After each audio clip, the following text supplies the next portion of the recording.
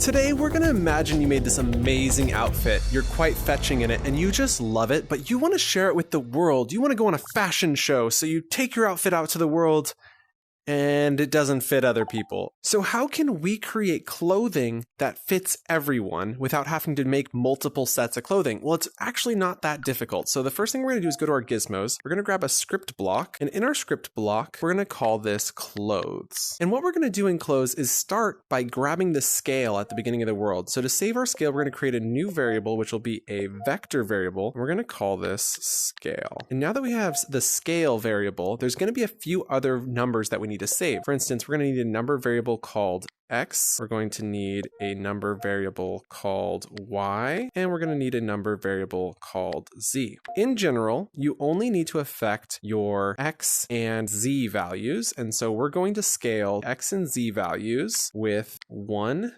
and 1. Now you can change these up if you need to scale different values, but ideally what's going to happen is the Y value, the height of the outfit, will not be affected. So when the world is started, the first thing we do is we go to the values tab, we grab the set to, and then we're going to go to the operators tab, scroll down, and you're going to see scale of object. And so what we're going to do is set that variable we created called scale to be the scale of object self. Now the next thing we're going to do is we're going to create some events that are going to happen. So when the player is holding onto this outfit, we're going to go down to grab when button 1 is pressed and when button 2 is pressed. And so when button 1 is pressed, we're going to increase the size, and when button 2 is pressed, we're going to decrease the size. So to do this, we're going to have our scale, but we need to clamp our scale. We need to have a maximum amount that it can grow to, and we're going to assume that the size it starts at is the smallest size. So whatever your skinniest size is, that's where it starts, and then it's going to scale outward from there. So we're going to go to our variables tab and create one more number variable called clamp. And this clamp clamps it so that it can't grow indefinitely big. And we're going to clamp it with a maximum size of 3. Probably too big,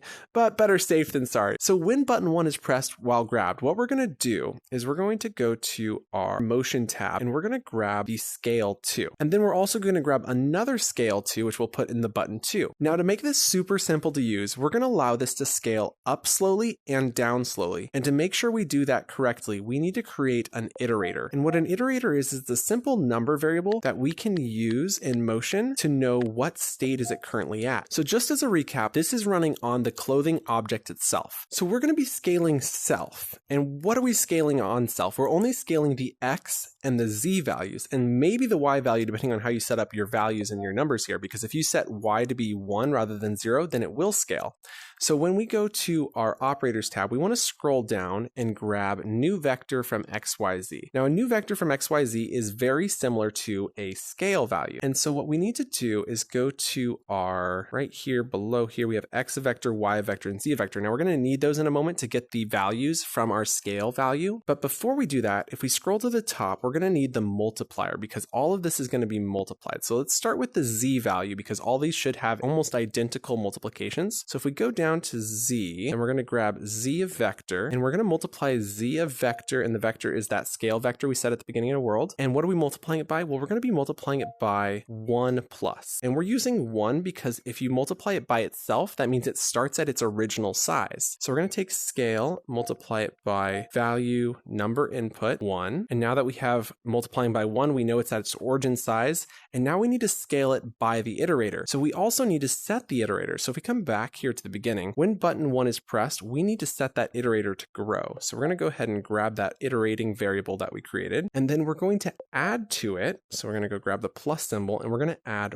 1. So we'll go grab iterator plus 1. So now that we have this set up, what do we remember? We want to clamp this. We don't want this to grow to be too large. So if we go to our events tab at the very top, you're going to find an if statement. This if statement is going to allow us to clamp our iterator because our iterator will define how large it can go. We're going to use 1/10 scale. So what we know is that there will be 10 iterations per 1. And if we're clamping this at 3x, that means this can scale up to 30 times. What we're going to do is confirm that the iterator is less than or equal to the clamp times 10, because 10 is how many iterations there's going to be between each level of scale. So now that we've done that, we just need to bring Iterator up, and if you joystick to the right, you can duplicate, super easy. And now we are only running the Iterator increase size when it is less than 30. Now, counter to this, and when our button 2 is pressed, we need to do the exact opposite. So we're actually going to go ahead and delete all of this, and we're going to go to our operators tab and grab the greater than symbol. And we're going to be checking to see that the iterator is greater than the number 0. You can see I'm just using that duplicate by sliding my joystick to the right. Works pretty well. Now, if iterator is greater than 0, we're not going to be adding 1, we're going to be subtracting 1. So I'm just going to go ahead and make this a -1, and now it's going to subtract 1. Now the scale 2 is going to be identical in both button 1 and button 2. So I'm going to delete the one in button 2 for now,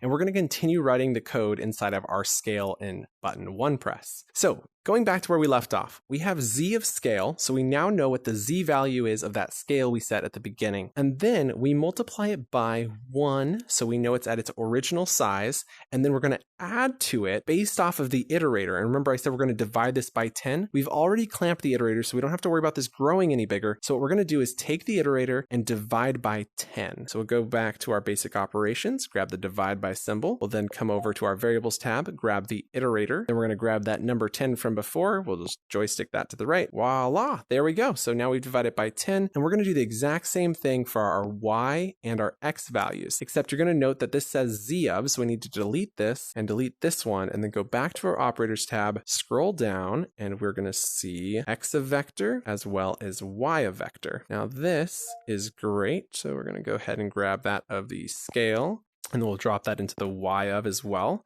Now there's one major flaw here that you might have caught, which is that we haven't used the x, y, and z value. And you might be thinking, what is the purpose of these x, y, and z values if we haven't used them? Well, the purpose is that we need to do one last multiplication. And so when you come to a point where you've typed in all of this and it's really long and you just have to fit one little thing in here, what I recommend you do is go to your events tab, grab an if statement. This is just temporary. We're not going to keep this. We can then go to our operators tab, scroll to the top. We're going to grab a multiplication, because what we're going to multiply by is this number after 1. Remember, we want this to always stay at its original size. So what we are adding to it is only multiplied by 1 if we want it to be multiplied by 1. So we go ahead and drop that in there, back over to our variables tab and grab the x value, drop that into the A slot. We can now move this back into the B slot here. Now, because we know this is exactly the same, we can now delete the if statement here. We can easily delete this one here and delete this one here. And now we can duplicate this over. So we're going to grab this whole line here, drop that into the B slot here by duplicating with joystick to the right. You can scroll by just hovering over by the edge. There we go. Okay, so now we've got it in all 3 slots, and we just need to move the Z into this X slot because it's X, Y, Z, and this one is going to be Y, so we'll put that there. And now we have set this up correctly. I am not necessarily confident this is going to work, because depending on which object you select first while grouping your clothing together could set the scale slightly differently. It is also very important to note that this code only works if you have your object in an upright position. So make sure you have some form of object when you group together that is square in some way. So for instance, if you look at our object here,